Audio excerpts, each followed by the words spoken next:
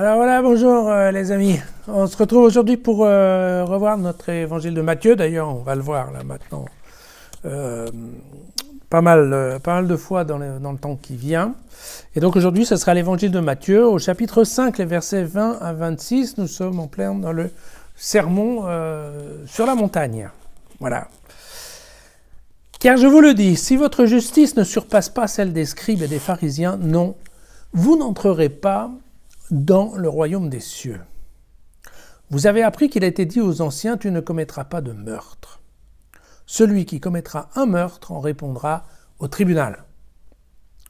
Moi je vous le dis, quiconque se met en colère contre son frère en répondra au tribunal. Celui qui dira à son frère imbécile sera justiciable du Sanhédrin. Et celui qui dira fou sera passible de la guéhenne de feu.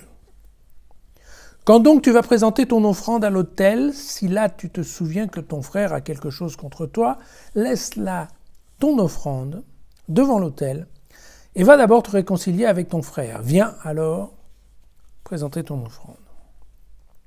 Mets-toi vite d'accord avec ton adversaire tant que tu es encore en chemin avec lui, de peur que cet adversaire ne te livre au juge, le juge aux gendarmes, et que tu ne sois jeté en prison, car en vérité, je te le déclare, tu n'en sortiras pas tant que tu n'auras pas payé jusqu'au dernier centime. Voilà. C'est une histoire, je pense, qu'on avait déjà vue, qui est assez similaire d'ailleurs dans l'évangile de Luc. Alors, de quoi se passe-t-il et comment cela se passe? Bon, ce qu'il faut bien comprendre, c'est que donc dans ce sermon sur la montagne, qu'est-ce qui va se passer? Jésus va donner un certain nombre de critères, de règles, de conseils, on va dire, de comportement globalement pour les disciples. En disant, voilà, si vous voulez être mes disciples, si vous voulez être chrétien, alors il faut que vous fassiez ceci, que vous fassiez que cela. Voilà. Et en même temps, alors maintenant on se replace à l'époque où Matthieu écrit son texte.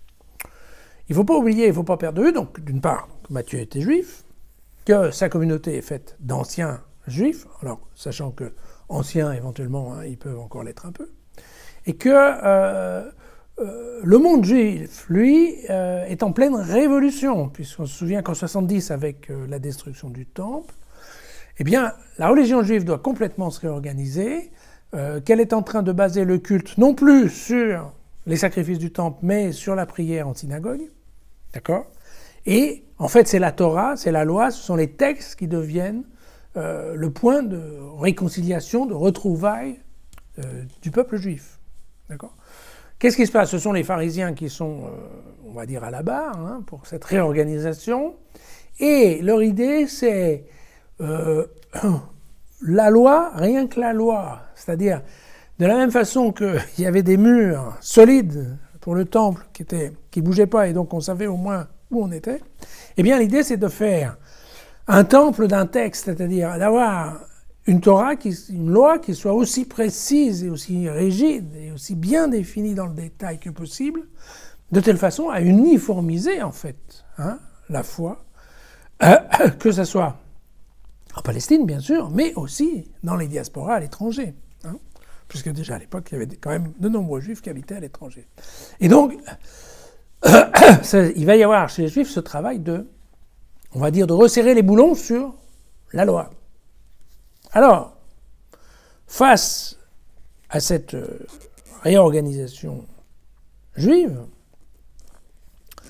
Matthieu, en fait, va prendre une position qui est très proche de la position pharisienne, en disant, oui, non, la loi, on n'y touche pas. D'accord?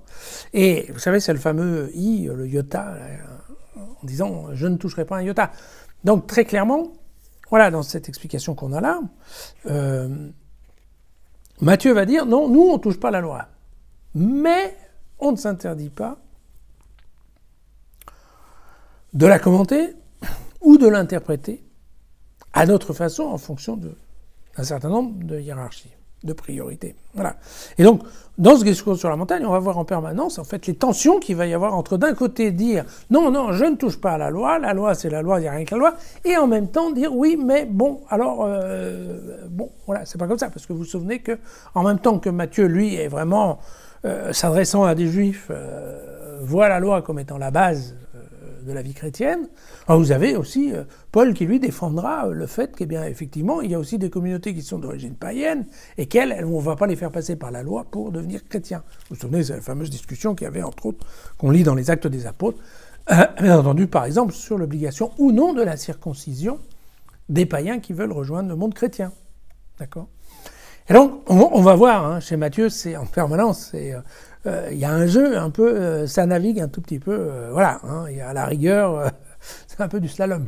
Mais bon, alors, on va voir dans ce chapitre 5 qu'en fait, il y a ce qu'on appelle des antithèses, voilà. C'est comme ça que, techniquement, on appelle au niveau littéraire cette mise en tension. Et donc les antithèses que va développer Matthieu, vous allez voir, ça va être concernant le meurtre aujourd'hui, mais on va aussi voir l'adultère, la répudiation, les serments, et on va aussi voir la loi du talion et l'amour du prochain. Vous voyez, donc ça, c'est des points critiques sur lesquels, en effet, Matthieu va donner un éclairage en disant, attention, voilà, comment nous, chrétiens, on voit ça. Alors sur la question du meurtre, qui est aujourd'hui, vous voyez que typiquement, là, la position de Jésus, en tout cas de Matthieu, c'est plutôt une position de radicalisation, puisque vous voyez que, certes, on ne touche pas à la loi, mais en plus, on va un peu plus loin. C'est bien cette idée. Si la justice ne dépasse pas celle des scribes, alors, vous n'entrerez pas dans le royaume.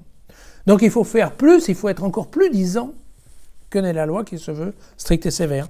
Et donc, on a bien compris que cette exigence, on la voit, puisque dès qu'on se met en colère, on devient coupable de la même...